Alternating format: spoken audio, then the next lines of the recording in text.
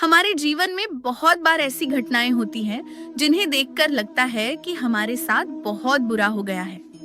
हम दुखी हो जाते हैं, रोते हैं और सोचते हैं कि हमारी किस्मत कितनी खराब है।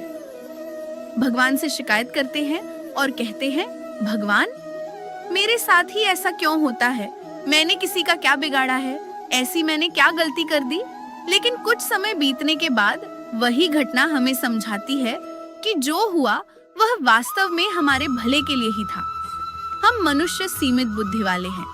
हम केवल वर्तमान को देख पाते हैं, लेकिन भगवान हमारे भूत, वर्तमान और भविष्य तीनों को जानते हैं। ऐसा हमारे पूजनीय संत प्रेमानंद जी महाराज कहते हैं। कई बार भगवान हमें उस रास्ते से हटाते हैं जो हमें तो बहुत अच्छा लगता है, लेकिन आगे उस रास्ते में कोई बड़ा संकट छिपा होता है। इसीलिए संत कहते हैं, जो भी हो रहा है उसे भगवान की योजना समझकर स्वीकार करना चाहिए। श्री राधा वल्लभ हरिवंश दोस्तों, मैं Poonam the devotional way channel पर आप सभी का स्वागत करती हूँ। आज की इस कहानी में मैं आपको बताऊंगी कि जीवन में जो भी होता है वह किसी न किसी अच्छे कारण के लिए ही होता है। हर बार भगवान को दोष देना या उनकी निंदा करना अच्छी बात नहीं है। हमारे पूजनीय गुरुदेव श्री प्रेमानंद जी महाराज हमेशा कहते हैं कि इस माया रूपी संसार में कुछ भी बिना वजह नहीं होता है। हर किसी सुख, दुख, जन्म, मृत्यु के पीछे उस विधाता का खेल छिपा होता है। तो चलिए इसको और अच्छे से आज की कहानी से समझते हैं। बहुत समय पहले की बात है। एक राज्य में एक राजा शासन करता था। उसके साथ उसका एक बहुत बुद्धिमान मंत्री था। उस मंत्री की एक आदत थी, राजा के साथ कुछ भी अच्छी बुरी घटना हो जाए, वह हमेशा एक ही बात कहता था, महाराज, जो भी हुआ है वह अच्छे के लिए हुआ है। एक दिन राजा जंगल में शिकार करने गया। शिकार करते समय अचानक राजा की उंगली तलवार से कट गई। राजा को बहुत दर्द हो रहा था।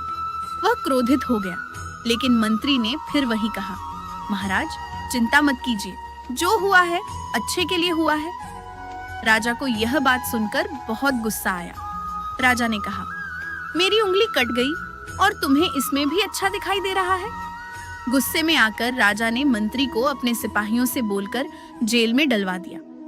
मंत्री तब भी शांत रहा और बोला, महाराज, जो हुआ है अच्छे के लिए हुआ है। कुछ दिन बाद राजा फिर जंगल में शिकार करने गया। इस बार वह रास्ता भटक गया। जंगल में कुछ आदिवासी लोगों ने राजा को पकड़ लिया। वे लोग देवी को प्रसन्न करने के लिए मानव बलि देने वाले थे। उन्होंने राजा को बलि देने के लिए तैयार कर लिया, लेकिन जब उन्होंने देखा कि राजा की एक उंगली कटी हुई है, तो उन्होंने कहा, यह व्यक्ति पूर्ण नहीं है, क्योंकि इसके हाथ की अंगुली कटी हुई है, इसकी बलि नहीं दी जा सकती। और उन्होंने राजा को छोड़ दिया। राजा की जान बच गई। तभी राजा को मंत्री की वह बात याद आई कि जो होता है अच्छे के लिए होता है। महल लौटने के बाद राजा ने मंत्री की बात को ध्यान से समझा और अब उसे साफ साफ समझ आ चुका था कि अगर मेरी उंगली नहीं कटती तो आज मेरी जान चली जाती। राजा तुरंत जेल गया और मंत्री को बाहर निकाला। राजा ने कहा, तुम सही थे, मेरी उंगली कटना सच में मेरे लिए अच्छा ही हुआ। लेकिन राजा के मन में एक और सवाल था। राजा ने पूछा, लेकिन मैंने तुम्हें जेल में डाला, उसमें तुम्हारे लिए क्या अच्छा हुआ? मंत्री मुस्कुराया और बोला, महाराज, अगर मैं जेल में नहीं होता तो आज आपके साथ जंगल में जाता और फिर बलि के लिए मुझे ही पकड़ लिया जाता। वो लोग मेरी बलि दे देते। इस विषय में प्रेमानंद जी महाराज कहते हैं, जब मनुष्य भगवान का नाम जपता है तब उसके अंदर एक अद्भुत विश्वास पैदा होता है। उसे लगता है कि जो भी हो रहा है भगवान की कृपा से ही हो रहा है। नाम जप करने वाला व्यक्ति जीवन की कठिन परिस्थितियों में भी टूटता नहीं है। दोस्तों, इस कहानी की सबसे बड़ी सीख ये है, जीवन में जो भी होता है वह हमें उस समय गलत लग सकता है, लेकिन भगवान की योजना हमेशा बड़ी होती है। वो हमेशा हमें किसी ना किसी संकट से बचाते रहते हैं। कभी नौकरी छूट जाती है, कभी कोई रिश्ता टूट जाता है, कभी कोई काम बिगड़ जाता है, लेकिन कई बार वही घटनाएं हमें ऐसे रास्ते पर ले जाती हैं जहां हमारी असली सफलता छुपी होती है। जैसे कई बार ऐसे लोग जो हमें अत्यंत प्रिय होते हैं, किसी वजह से वो हमसे दूर हो जाते हैं। कुछ दिन बाद उनकी कोई ऐसी बात हमें पता लगती है जिससे समझ आता है कि अच्छा हुआ वो हमारी जिंदगी से आउट हो गया। हो सकता है कल को उसकी वजह से कोई बड़ी हानि हो सकती थी।